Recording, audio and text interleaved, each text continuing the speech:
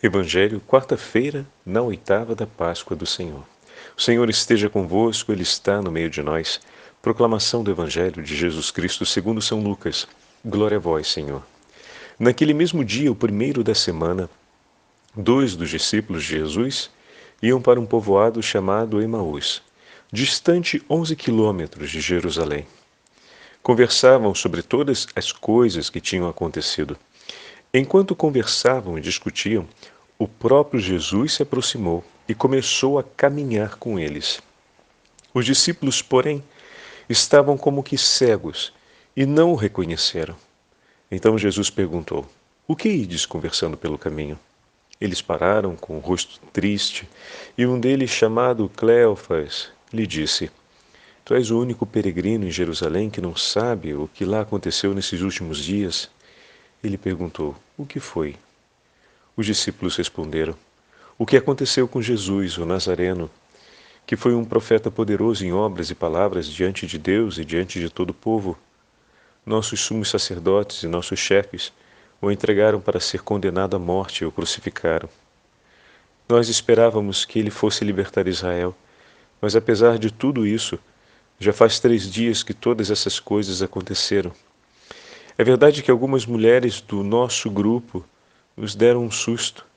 Elas foram de madrugada ao túmulo e não encontraram o corpo dele. Então voltaram dizendo que tinham visto anjos e que estes afirmaram que Jesus estava vivo. Alguns dos nossos foram ao túmulo e encontraram as coisas como as mulheres tinham dito. A ele, porém, ninguém o viu.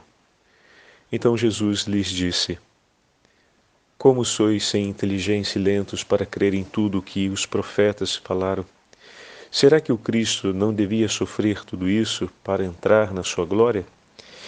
E começando por Moisés e passando pelos profetas, explicava aos discípulos todas as passagens da Escritura que falavam a respeito dele. Quando chegaram perto do povoado para onde iam, Jesus fez de conta que ia mais adiante. Eles, porém, insistiram com Jesus, dizendo: Fica conosco, pois já é tarde e a noite vem chegando. Jesus entrou para ficar com eles. Quando se sentou à mesa com eles, tomou o pão, abençoou, partiu e lhes distribuía. Nisso, os olhos dos discípulos se abriram e eles reconheceram Jesus. Jesus, porém, desapareceu da frente deles. Então, um disse ao outro: Não estava ardendo o nosso coração quando ele nos falava pelo caminho e nos explicava as Escrituras? Naquela mesma hora, eles se levantaram e voltaram para Jerusalém, onde encontraram os 11 reunidos com os outros. E estes confirmaram: realmente o Senhor ressuscitou e apareceu a Simão. Então os dois contaram o que tinha acontecido no caminho e como tinham reconhecido Jesus a partir do pão. Palavra da salvação. Glória a vós, Senhor. Quarta-feira, na oitava da Páscoa do Senhor, em nome do Pai, do Filho e do Espírito Santo. Amém. Queridos irmãos e irmãs, a Santa Liturgia hoje nos leva ao 24º capítulo do Evangelho de São Lucas, com a narrativa dos discípulos de Emaús. Mas, antes de começarmos a falar desse belíssimo Evangelho, e hoje teremos as palavras do Papa João Paulo II, que vai nos ajudar a mergulhar um pouco mais na beleza desse Evangelho, eu gostaria de retomar com vocês, primeiro dar uma palavrinha a mais. Ontem foi dia de Santa Gema Galgani, uma santa cuja vida nos marca em nosso tempo, pois ela entregou-se totalmente em amor a Jesus e não poupou nada de sua vida para ver Jesus amado e honrado em todos os momentos de sua história. Ontem, quando falávamos a respeito disso, falávamos indiretamente do testemunho de Santa Gema. Não só Santa Gertrudes viveu o que ontem comentávamos, mas também Santa Gema compreendeu intensamente que a sua vida na entrega de amor a Jesus era não apenas uma consolação para ele, mas um tesouro por todas as almas em sofrimento. E de maneira especial, ela ofereceu sua vida com grande amor pela santificação dos sacerdotes. Então, especialmente um. Então temos esse grande tesouro que hoje se repete com a celebração de Santa Teresa de Jesus dos Andes, carmelitana.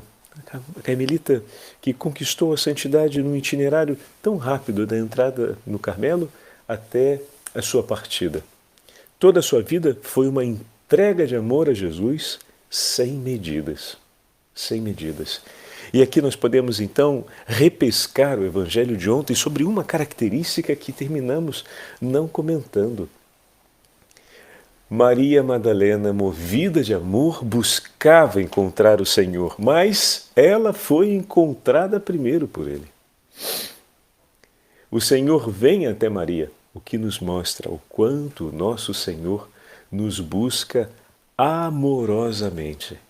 Se o coração de Maria estava cheio da memória do amor pelo seu Senhor, maior amor tinha o coração do seu Senhor por Maria, que se apresenta a ela e que se apresenta diante dela com o seu nome, Maria. E ali Maria Madalena reconhece, nessa palavra tão íntima ao coração do Senhor, o nome que é o mesmo nome de sua mãe, ela reconhece nesse falar do Senhor a sua presença.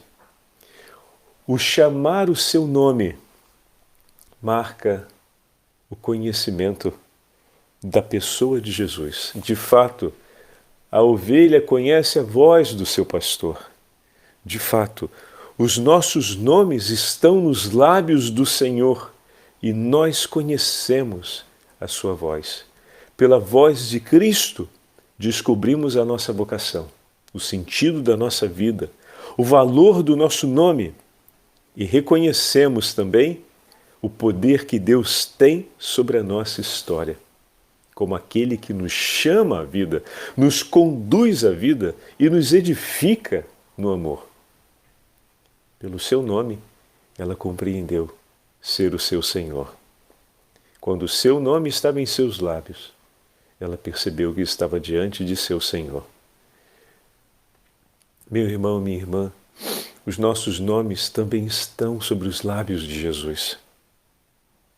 O amor que o Senhor tem por nós nos leva incansavelmente a nos buscar em todas as partes e lugares. E olha hoje, São Lucas, não mais São João, nos apresenta mais uma vez um episódio durante o tempo pascal, ou seja, envolvendo a ressurreição do Senhor, em que Jesus toma a iniciativa.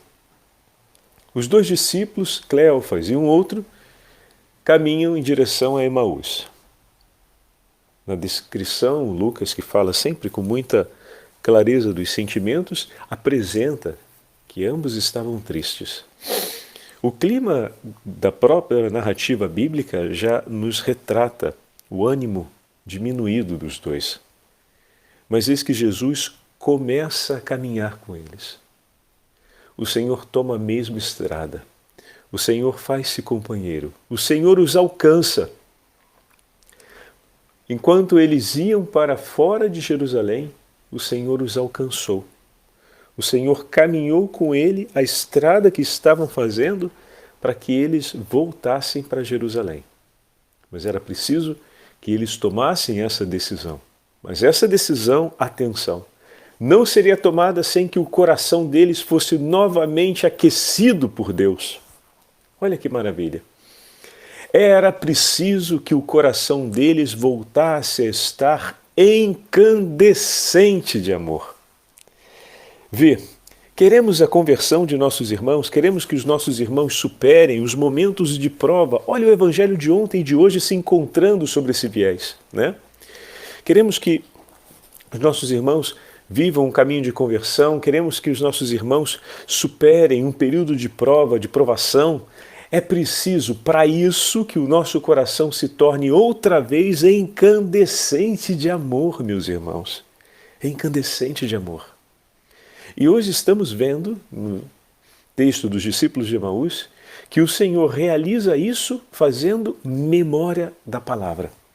Por meio da palavra de Deus que vai sendo ensinada por Jesus, E ali nós podemos ver toda a ação, toda a potência do Espírito Santo que, por meio de Cristo, ensina de maneira solene a palavra de Deus e, ao mesmo tempo, ilumina e abre o coração deles à proclamação dessa palavra. É o próprio Cristo, palavra viva do Pai, que ensina a palavra, né? Me faz vir em mente a imagem do Evangelho, onde o sacerdote lê o Evangelho para todos nós. Ele que está em persona Christi, ou seja, na pessoa de Cristo, lê o próprio Evangelho, que é Cristo vivente, né? No meio de nós. Então, naquele momento ali, está acontecendo o anúncio da palavra de Deus pelo próprio Verbo divino. E nesse momento, o coração deles começa a se abrir e se iluminar. O quanto a leitura, a meditação e a participação na vida litúrgica da igreja por meio da palavra de Deus aquece e faz o nosso coração se tornar incandescente de amor. Não se conhece na história da igreja um único santo que não fosse um grande apaixonado pela palavra de Deus e que não a trouxesse impressa, gravada em seu coração.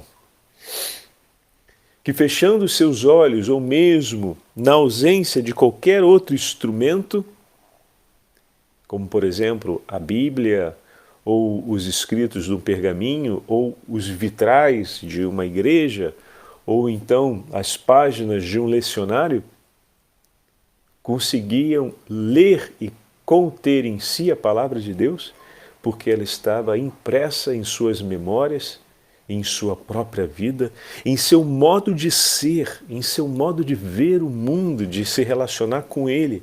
A palavra de Deus estava impressa na sua forma de olhar, na sua forma de tratar o próximo, na sua forma de olhar a própria percepção do seu corpo e a relação que ele traçava com o mundo à volta, desde o alimento até a oferta dos dons que a terra lhe dava, pela necessidade do próximo.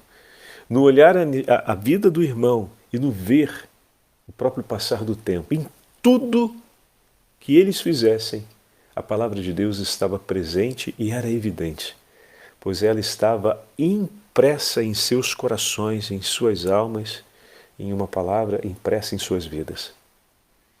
Então é preciso, e é uma grande graça que o Senhor nos dá todos os dias meditarmos a palavra de Deus e hoje, mais uma vez, recuperarmos esse elemento tão central e persistente no ensinamento da igreja e que nós estamos vendo como uma evidência agora inequívoca no próprio gesto que Jesus cumpre na vida dos discípulos de Emaús.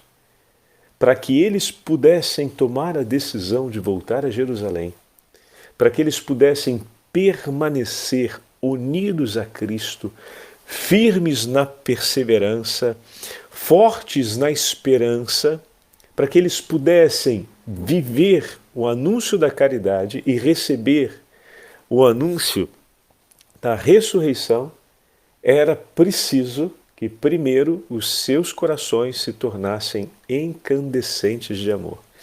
E isso foi por meio do anúncio da palavra de Deus.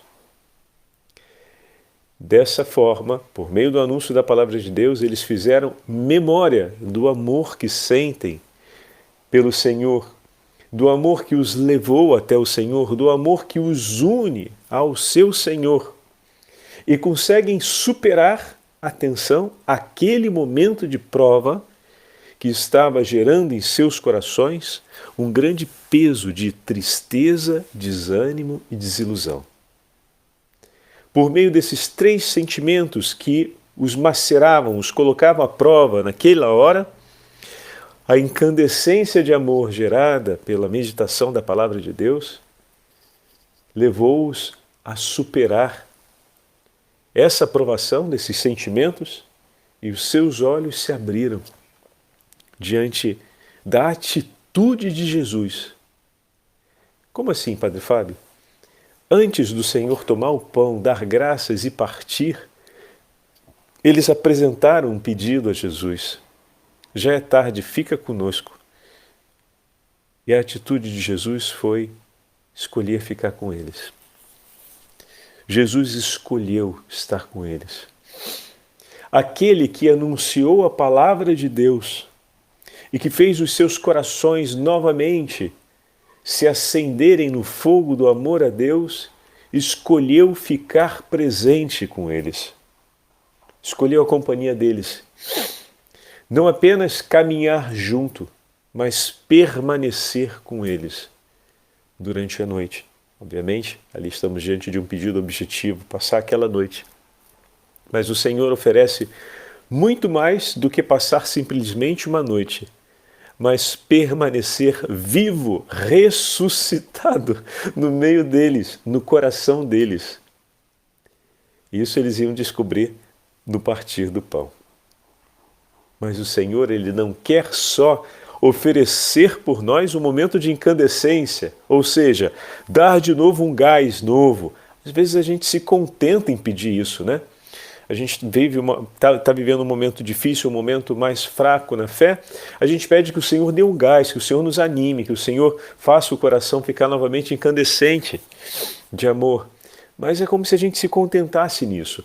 E depois vai ficando frio de novo, a gente pede que Ele dê um gás novamente, como se fosse uma coisa sazonal, né? Mas o nosso Senhor não quer ficar dando um gás para a gente.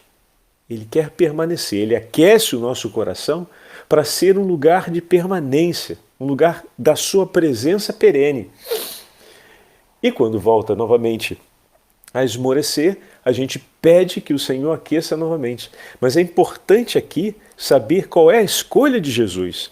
O fenômeno a gente já entendeu. É esse esfria, aquece que muitas vezes vai acontecendo na nossa vida, mas qual é a atitude de Jesus? Qual é a escolha de Jesus? O que o Senhor espera? O Senhor espera aquecer para ficar, para permanecer. É importante a gente saber disso. Ele escolhe permanecer com eles. Jesus não foi ali só para aquecer o coração deles no momento da prova, da provação, para que eles conseguissem superar a provação. E depois Jesus seguiu o caminho dele. Não, não. O Senhor escolheu permanecer com eles. Tanto que dessa escolha do Senhor, eles decidiram voltar a Jerusalém. Então, para que eles pudessem conquistar a decisão de voltar a Jerusalém, era preciso que o Senhor encandecesse de amor o coração deles e testemunhasse o seu desejo de permanecer com eles. Sem que o Senhor aqueça o nosso coração e permaneça conosco, nós não conseguimos perseverar na fé. Guarda aí. E dessa forma, eles escolheram voltar, porque o Senhor está no meio de nós. O Senhor esteja convosco, Ele está no meio de nós. Onde dois ou mais estiverem juntos, em meu nome eu estarei no meio deles. Todo aquele que ouvir a minha palavra e guardá-la no coração, eu e o Pai viremos e pelo Espírito Santo faremos morada em seu coração. Então todas essas promessas são promessas da presença. Estão percebendo, meus irmãos? Então são duas realidades importantes aqui. E agora a gente faz o paralelo com ontem e a gente vê exatamente isso acontecendo. Ontem falávamos a respeito do testemunho do Cântico dos Cânticos, né? A referência que João usa, ou que está explícita no texto de João, e nós vemos que depois Jesus está presente junto de Maria Madalena. Então não apenas os anjos que perguntam, o próprio Senhor que pergunta e que leva Maria a dentro do seu coração continuar a memória de amor, né? Que aquece o seu coração em meio à frieza da dor da separação e do sofrimento da perda, mas ela também reconhece a presença de Jesus ao falar o seu nome. E são essas duas realidades que levam Maria a correr com vigor e alegria ao encontro dos discípulos para dizer a pleno pulmão: o Senhor está vivo. Eu o encontrei. Ele ressuscitou. Então, o Senhor declara para nós nessa primeira semana de Páscoa: Ele está no meio de nós e quer permanecer no meio de nós. A sua escolha é: eu permaneço convosco até o fim. Então essa certeza precisa ficar gravada no nosso coração e olhando hoje o testemunho de Emaús, como é importante termos vivo isso em nós. E a segunda coisa é que o Senhor possa fazer o nosso coração se tornar incandescente de amor novamente pela sua palavra, quantas vezes for necessário, para que a gente possa tomar a decisão de permanecer com Ele e de perseverar na certeza e no anúncio da ressurreição. E na vida do ressuscitado, é preciso deixar que, por meio da sua palavra, Ele faça o nosso coração se tornar incandescente de amor. Ele que já declarou a sua escolha de permanecer conosco no meio de nós. E dessa forma, o Papa João Paulo II, com algumas outras palavras, vai acrescentar ainda a imagem eucarística a esse grande evento que é a aparição de Jesus aos discípulos de Emaús. E ele vai nos dar ainda essa chave de leitura, porque na Santa Eucaristia nós temos a palavra de Deus na liturgia da palavra que realmente aquece o nosso coração, faz ele se tornar incandescente de amor, e durante toda a celebração da Santa Missa nós temos Jesus presente conosco. A Eucaristia é luz, antes de mais nada, porque em cada missa, olha que bonito, São João Paulo II, em cada missa, a liturgia da Palavra de Deus precede a liturgia eucarística na unidade das duas mesas e acende a chama do amor do Senhor em nossos corações. A narração dos discípulos de Emaús, o próprio Senhor Jesus intervém para mostrar, começando desde Moisés e os profetas e passando por toda a Escritura, o mistério da sua pessoa. As suas palavras, então, fazem arder o coração dos discípulos, tirando deles a obscuridade da tristeza e do desânimo e suscitando neles o desejo de permanecer com Ele. Ao que eles dizem, fica conosco, Senhor, e ao que o Senhor responde, escolhendo permanecer com eles. E assim, ao partir do pão, eles reconhecem Jesus. O Senhor esteja convosco, Ele está no meio de nós. Pela intercessão de São João Paulo II, pela intercessão de Santa Teresa de Jesus dos Andes, pela intercessão da Beatíssima Virgem Maria, Mãe de Deus, abençoe-vos o Deus Todo-Poderoso, Pai, Filho e Espírito Santo. Amém.